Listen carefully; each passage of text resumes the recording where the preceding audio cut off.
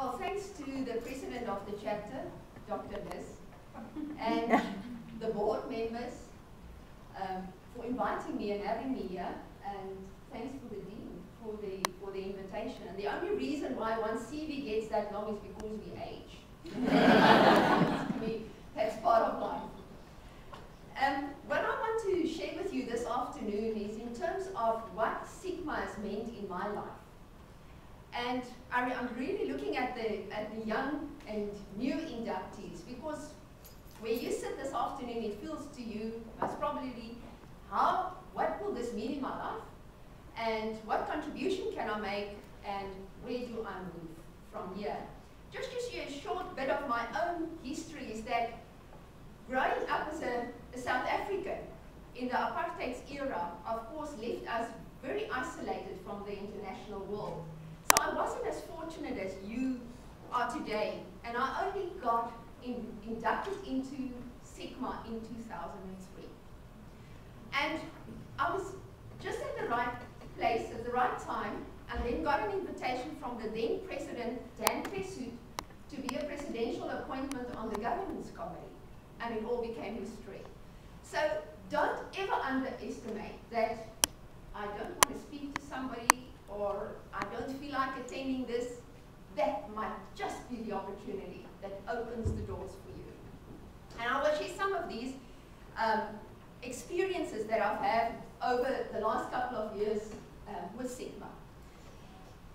The leverage, of course, I will share some background in terms of the context that we find ourselves in within Sigma. Then I thought to share with you some of what I believe have been the leverages for change within our own chapter. And please, the purpose of my talk is not to profile the chapter, but unfortunately that's where I find myself. But I will focus on some of the projects and really how that has developed and grown people within the chapter, within the region, within the whole continent.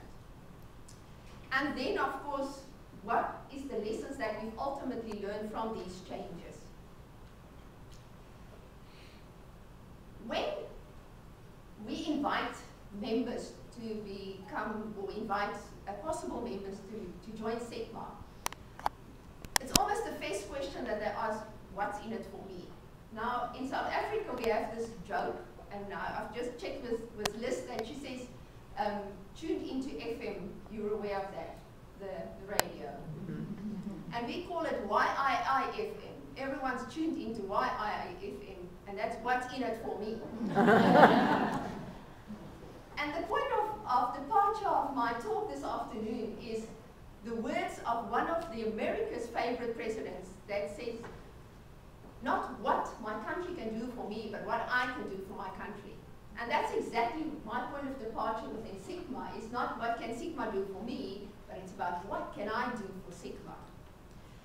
Of course I understand when somebody pays a membership fee, there should be benefits. And Dr. Liz will share more of that once she gets to the induction part in terms of what are all those benefits, but it's just too many. Just being a member of Sigma is a benefit in itself. Sigma started in 1922 with six members at Indiana University. We now have over 400,000 members around the globe, 130,000 active members. Of course, we would like to say we have 400,000 active members, and that's why I hope that the new inductees will remain active within the chapter after today.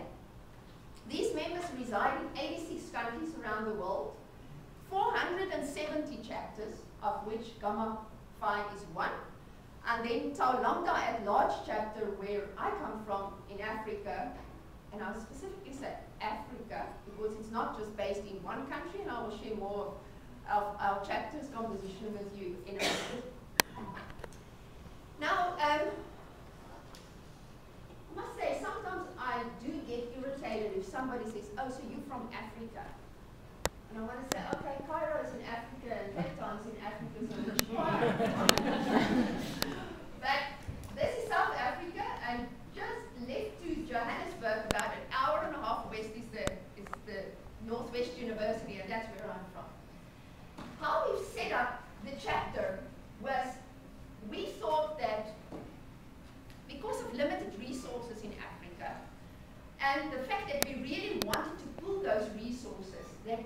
come up with a different model. Now, of course, in Sigma itself, that was quite a challenge when we established ourselves as an honor society in 2001. Because you know that there's the international bylaws, and this is how chapters should be run. And we decided we're going to challenge that.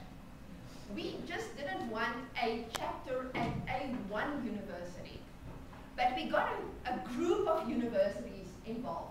And when we applied for chartering in 2003, and we were chartered in 2004, we were 15 nursing schools spread across 7 countries, but our members are in 12 different African countries.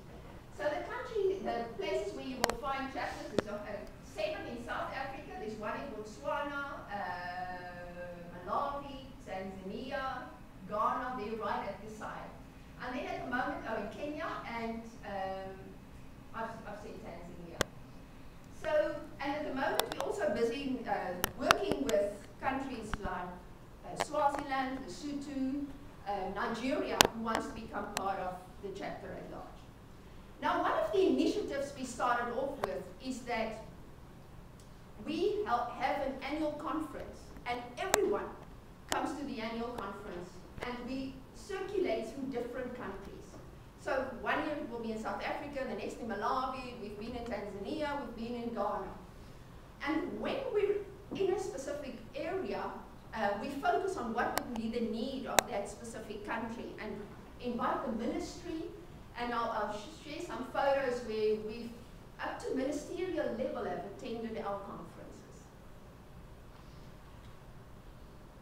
There you can see this lady, is Honorable Marjorie Magonje, and she's the minister of, well, she's now not the minister anymore, but she used to be at that point in time of Malawi.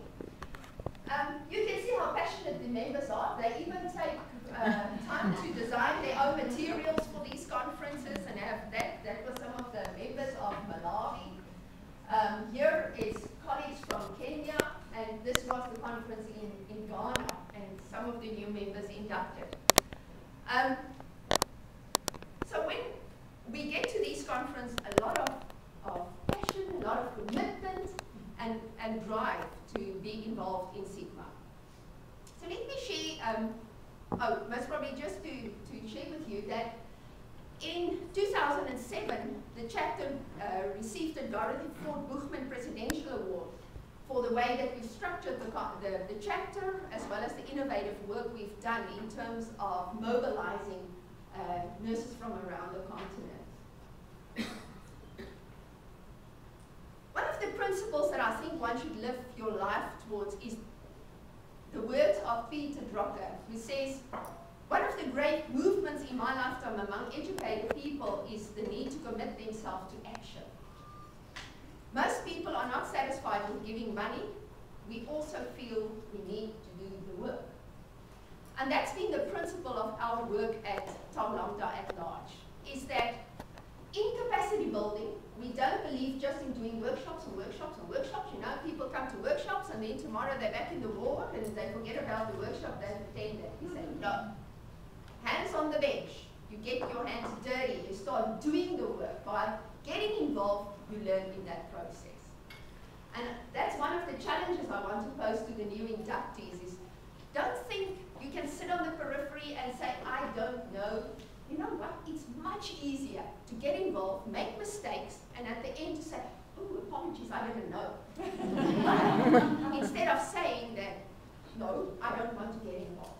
So take that risk and get involved in the activities and the opportunities that Sigma provides.